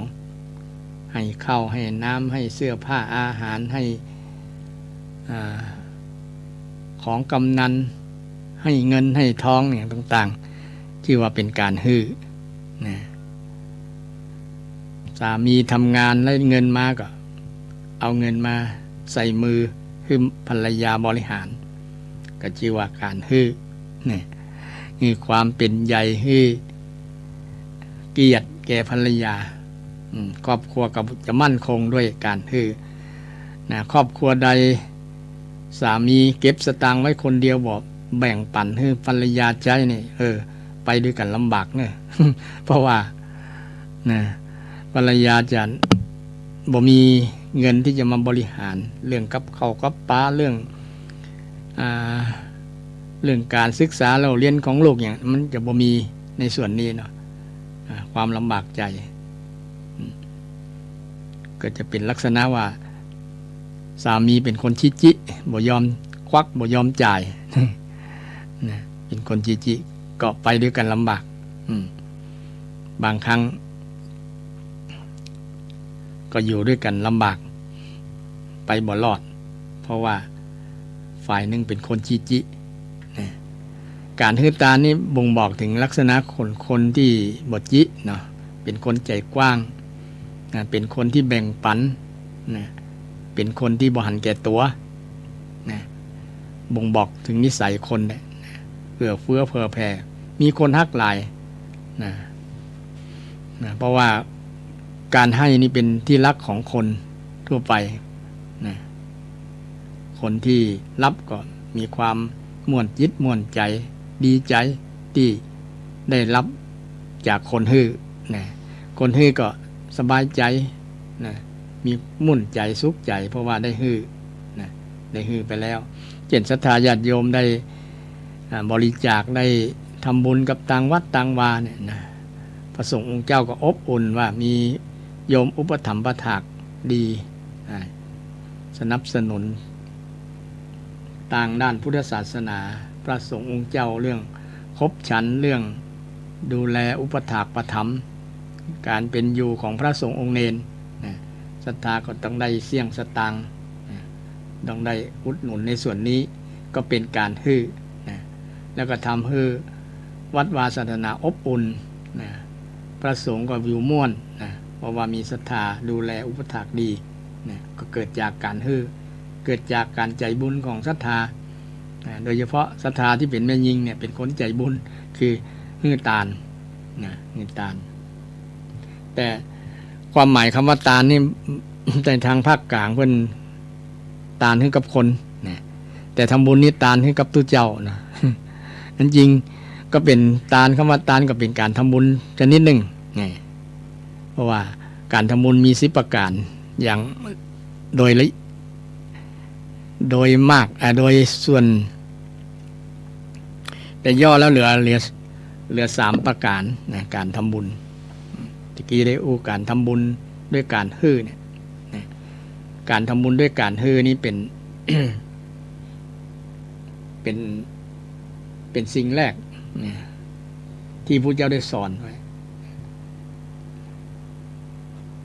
ที่พระพุทธเจ้าได้สอนอย่างน้อยก็ต้องเป็นการเสียสละคนเราต้อง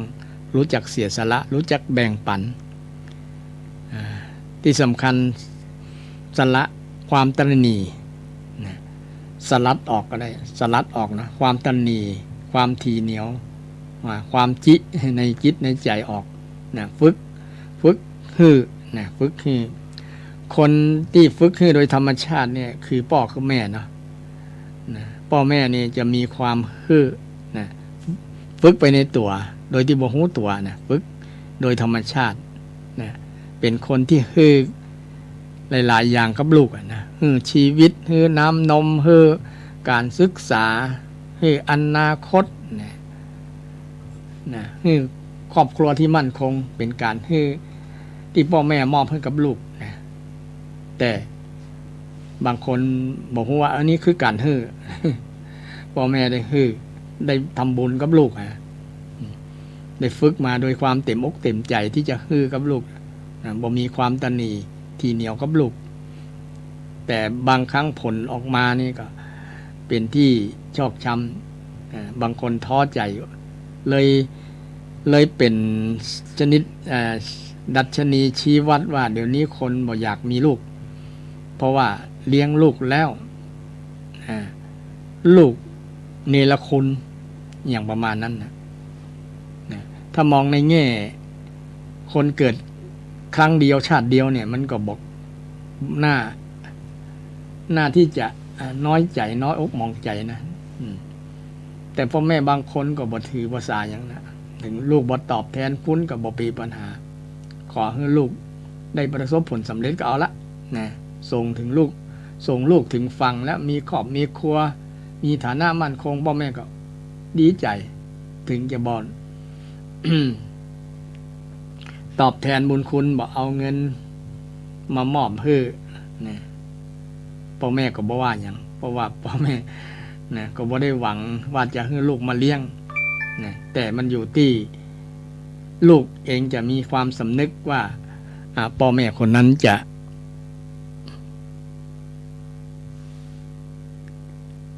ท่านมีคุณงามความดีมีบุญคุณมีอุปการะคุณกับเฮานะก็ควรจะระลึกนึกถึงในส่วนนี้นะแต่ก็มีบางคนบางครอบครัวเนี่ยนะทำดีเสี่ยงอย่างแล้วกับลูกกับหลานแต่ว่าลูกนั้นทำกับพ่อกับแม่คนละอย่างกันเลยทำให้บางครั้งท้อใจนะในน้อยใจกับ โชคชะตาที่มีลูกแบบนี้นะถึงแม้ว่าพ่อแม่จะบ่มีข้อบกพร่องสักอย่างเลี้ยงลูกด้วยดีมาโดยตลอดนะอย่างถูกต้องตามหลักกันนองคองธรรมนะแต่ลูกมาเป็นเจี๊ยนะก็เป็นคำตอบเป็นคำถามที่ว่าเอ้าเมื่อลูกเป็นยี่เขาจะเลี้ยงมันไปเพื่ออย่างประมาณนั้นนะโอ้ฮูจะอี้เนี่ยนะบอกคือมันเกิดละประมาณนั้นนะก็น้อยอกมองใจก็ต้องอุกกับเรื่องกรรมด้วยนะอันนี้เป็นเหตุหนึ่งเป็นสิ่งหนึ่งที่อธิบายเรื่องกรรมนะเรื่องกรรมที่เขายากที่จะรู้ไว้ว่าอดีตกรรมอดีตชาตินะอดีตชาติที่ผ่านมาเนี่ยนะเขาเคยได้สร้างอันนี้ไว้ก่อนนะแต่บางคนเนี่ยนะบ่ได้หวังแต่ก็มีคนที่มาอุปถัมภ์ประถากมาเลี้ยงมาดูพ่อแม่ทั้งที่เป็นคนอื่นบ่ใช่ลูกตัวเก่านี่ก็มีนะอันนี้ก็เป็นเป็นการอธิบายเรื่องกรรมเช่นเดียวกันอดีตชาติเช่นเดียวกันนะฉะนั้นเราก็ถือว่าโอ้สมัยก่อนเขาคงจะเป็นเ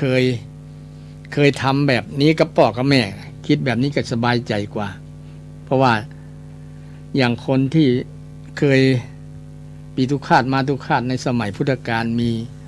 เจ้าพิมพิสารก็ชาวศัตรูกันเนี่ยมันเป็นเวรเป็นกรรมกันนะหลายภพหลายชาติทีเดียวนะที่จะได้มารับผลในส่วนที่ตัวเต่าทำนะซึ่งเป็นสิ่งที่อธิบายลำบากต้องปฏิบัติธรรมถึงขั้นบรรลุธรรมเลยถึงจะรู้ว่าอดีตเป็นอีกคือเป็นผู้ที่รู้อตีตังสยานนะรู้ญาณที่รู้อดีตนะระลึกชาติได้ปุเพนิวาสานุสติญาณซึ่งเป็นญาณที่ระลึกชาติอดีตแต่ก่อนได้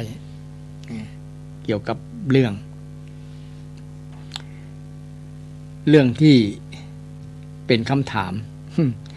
เป็นคำถามทุกคนเพราะว่าจะทำให้คนนี้จะท้อใจจะถอยนะท้อแล้วก็ถอยตัวนะบ่เอาผมละบ่ทำผมละทำดีบ่ได้ดีอย่างประมาณนั้นนะบางคนทำดีเสี่ยงอย่างบ่หันได้ดีอย่างเนี่ยในความรู้สึกส่วนนี้เนี่ยก็มีหลายๆคนนะที่มีความคิดนะถามตัวเก่าแล้วก็ถามคนทั่วไป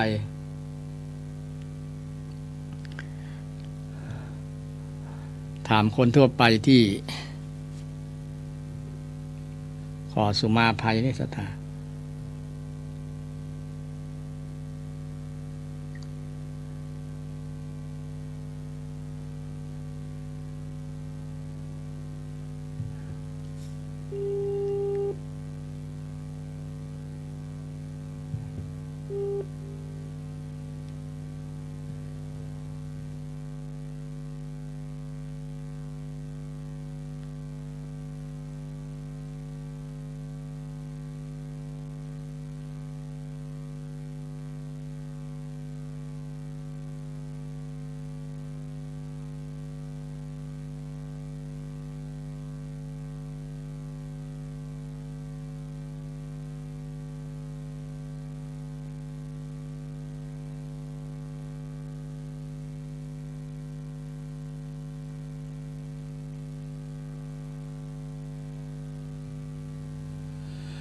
สุมาภัยเงียบไปช่วงหนึ่งจากว่าครูบาอาจารย์ติดต่อปรึกษาหารือก็ธรรมดาเนาะทุกเจ้าก็เป็นคนของประชาชน ก็มีศรัทธา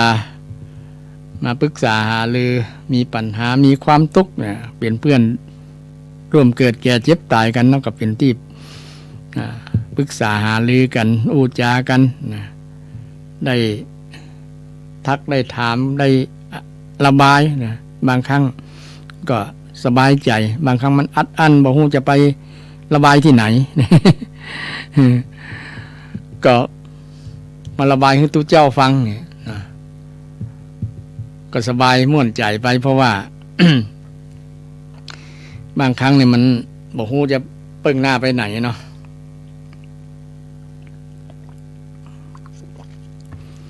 เกิดเปิงหาตู้เจ้าก็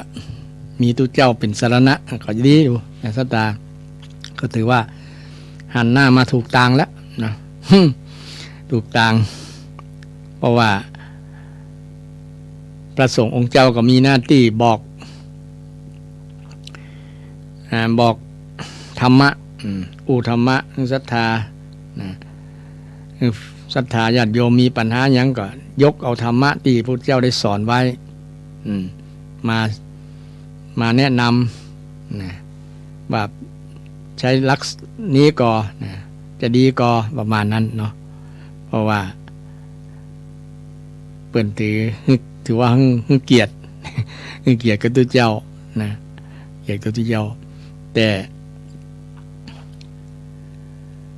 บางอย่างมันก็จำเป็นต้องได้ปึ้งที่สุดแล้วก็จะได้ปึ้งตัวเก่านั่นแหละนะพระเจ้าได้สอนคือปึ้งตัวเก่านะปึ้งตัวเก่าคือตัวเก่าได้สั่งสมคุณงามความดีสั่งสมบารมีได้ศึกษาทำคำสอนก็ระลึกนึกถึงพุทธานุสติธรรมานุสติสังฆานุสตินั่นแหละนะจะได้มีสติขึ้นนะมีสติมีระลึกรู้ตัวขึ้นนะว่าเราจะแก้จะได้นะแก้ปัญหาเราจะได้นะก็มีคำตอบในหันพอดีนะเพราะเราระลึกนึกถึงพระรัตนตรัยแล้วล่ะเป็นสรณะที่พึ่งพระเจ้าบอกว่าเป็นที่พึ่งอันสูงสุด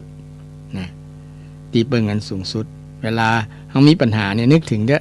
เนี่ยอย่างเช่นคนศาสนิกชนคนนับถือศาสนาอื่นเปิ้นก็นึกถึงพระเจ้านะเวลามีปัญหาเปิ้งพระเจ้ามันก็แต่เฮานี่เปิ้งพระรัตนตรัยแต่มีข้อแตกต่างกันว่าพระพุทธเจ้าเปิ้นบ่ช่วยโดยตรงแต่เปิ้นช่วยโดยทางที่บอกนะเปิ้นช่วยโดยทางที่บอกนะบอกชี้บอกว่าอันแก้แบบนี้เนอะนะแก้แบบนี้นะเปิ้นบ่ได้เอาป่าเฮือเนาะแต่เปิ้นเอาเบ็ดเฮือนะเบ็ดก็หมายถึงนะหมายถึงธรรมะนะที่จะไปแก้ปัญหาแก้ปัญหาเองลงทุนทำเองถึงจะได้รู้แท้นะได้ประสบการณ์โดยจริงนะเป็นปัจจตังรู้ได้ด้วยตนเองนะรู้ได้ตนเองวันนี้ก่อนนำเรื่องคุณธรรมของบาสกบาสิกา5ประการนะข้อที่4คือ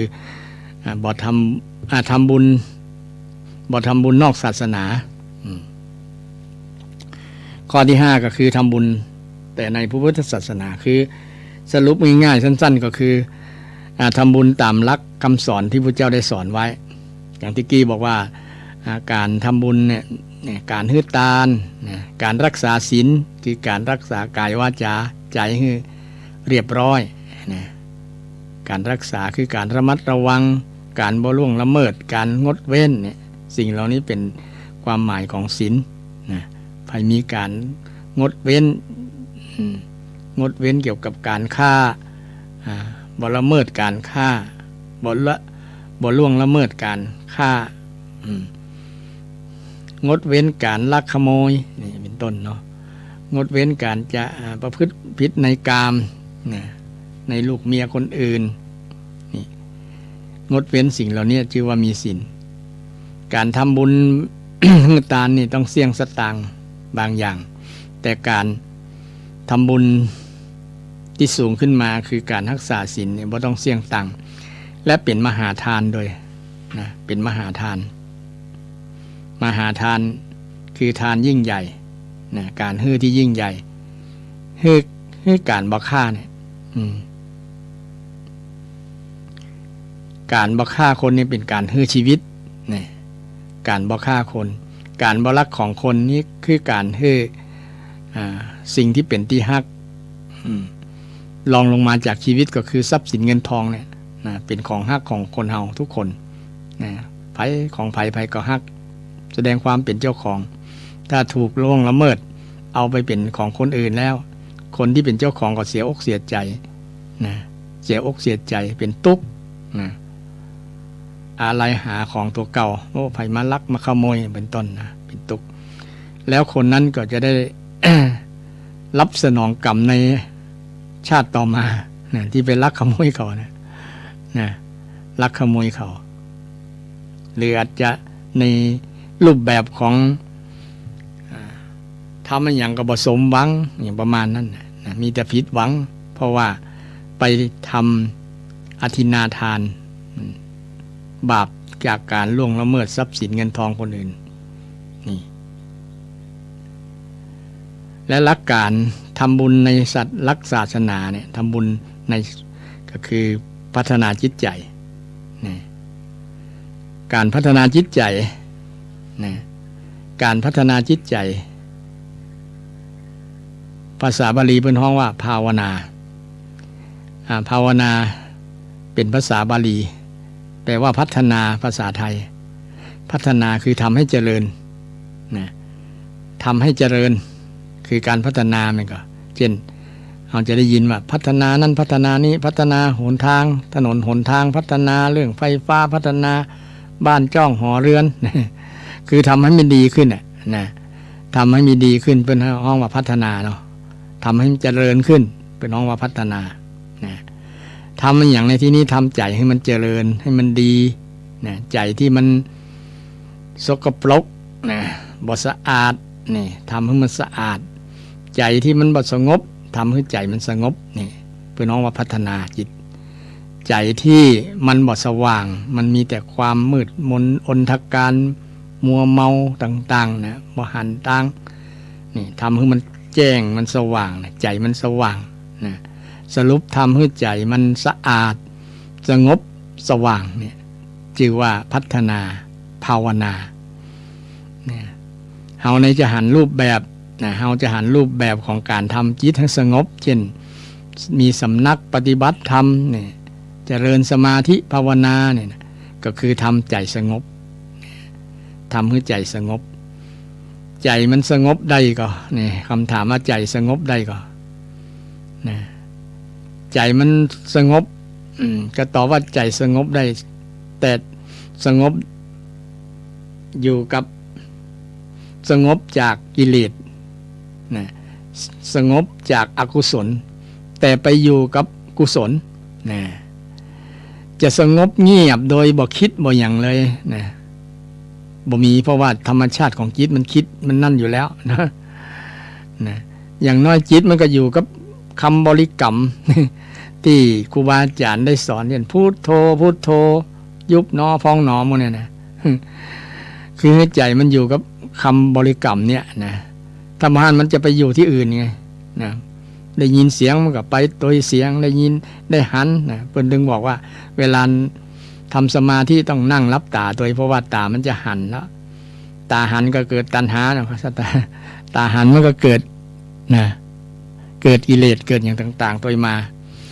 ไปมาเวลาก็หมดเวลาเนาะยังบ่จบเสียงเด้อนะ พุทธนะจะมาต่อใหม่เนาะวันนี้ขอนำรายการจากท่านผู้ฟังไปก่อนวันหน้าปะกันใหม่ขอเจริญพร